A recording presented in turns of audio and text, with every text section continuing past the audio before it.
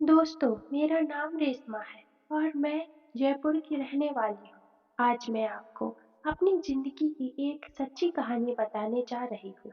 ये बात 2 साल पहले उस समय की है जब मैं 19 साल की थी। मेरी फैमिली में मेरा एक छोटा भाई है और पापा है। मेरी मम्मी नहीं है क्योंकि उनकी 4 साल पहले मृत्यु हो चुकी थी। मेरे पापा एक ऑफिस में काम करते थे क्योंकि पापा के जाने के बाद हम लोग घर में अकेले हो जाते। पापा ने अंकल से बोला, या तो तुम 15 दिनों के लिए इन्हें अपने घर ले जाओ या खुद यहीं आ जा। अंकल बोले, अरे तू चिंता मत कर, मैं ऑफिस के बाद खुद ही तेरे घर आ जाया करूंगा। वो अंकल हमारे घर से 5 किलोमीटर दूर रहते थे।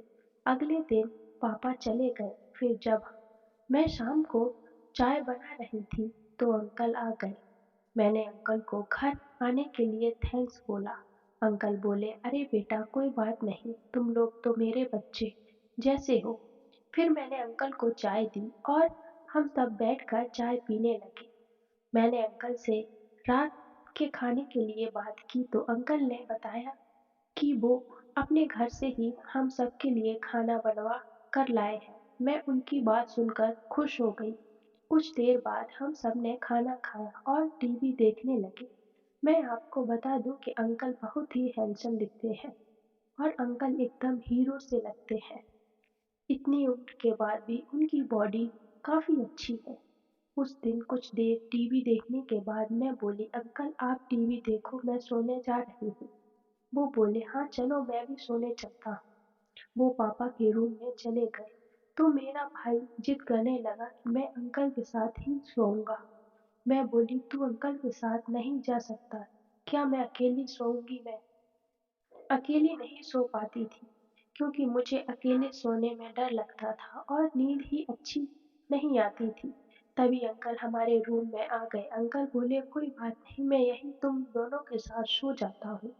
मैं खुश होकर बोली, हाँ ये अच्छा रहेगा। फिर हम तीनों बेड पर सो गए। अंकल के मुंह से महक आ रही थी। उन्होंने शराब ड्रिंक कर रखी थी लेकिन मैंने कुछ नहीं कहा।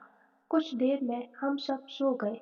तब अचानक से मेरी नींद खुली। उस वक्त 2 बजे थे। पहले तो मुझे अजीब सा लगा लेकिन फिर मुझे अच्छा लगने लगा क्योंकि किसी का हाथ गर्म स्थान को छू रहा था। मैं समझ गई कि ये हाथ अंकल का ही है। फिर पता नहीं क्यों क्या हुआ, मैं अंकल के करीब चली गई। जब अंकल समझ गए कि ये सभी समय है हथौड़ा चलाने का, इसी बीच उन्होंने बोला, चलो आज हम आपको शर्ट की सैर कराते हैं। वो मुझे लेकर पापा के रूम में आ गए। तब मैं अंकल से कुछ नहीं बोली और अंकल ने मुझे बहुत ही अच्छे से स्वर्ग वाला आनंद दिया और मैं बस अंकल का साथ देती रही। फिर बेबस के साथ हम वापस कमरे में आकर लेट गए। फिर मैं और अंकल सो गए। अगले दिन जब मेरी आँख खुली तो अंकल जा चुके थे।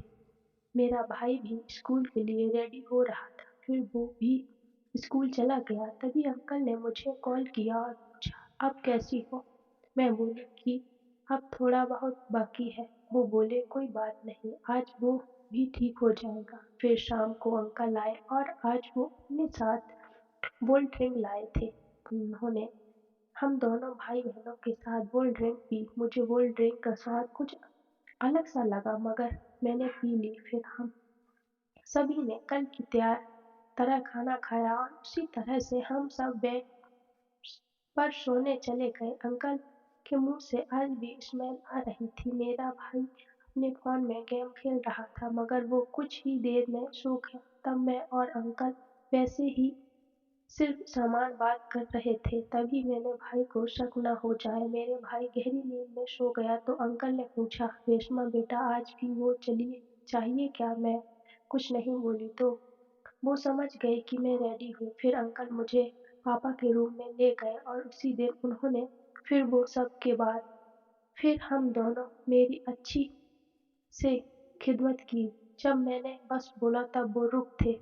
वो सब करने के रात के लगभग 2 बज गए थे। फिर हम वैसे ही सो गए। सुबह 4 बजे मेरी आँख खुली तो मैंने अपने रूम में भाग गई।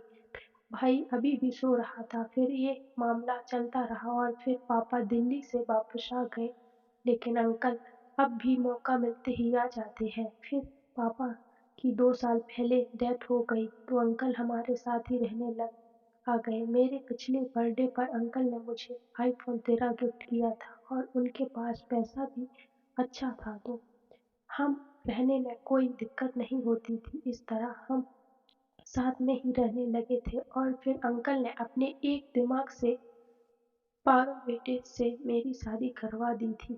तो किसी काम का नहीं था लेकिन अंकल खुद सी ही मेरी केयर करते थे। अभी मैं 5 महीने की प्रेग्नेंट हूँ और आपको पता ही होगा कि ये बच्चा किसका हो सकता है। नाम भले ही अंकल के बेटे का है लेकिन काम तो राधे राधे।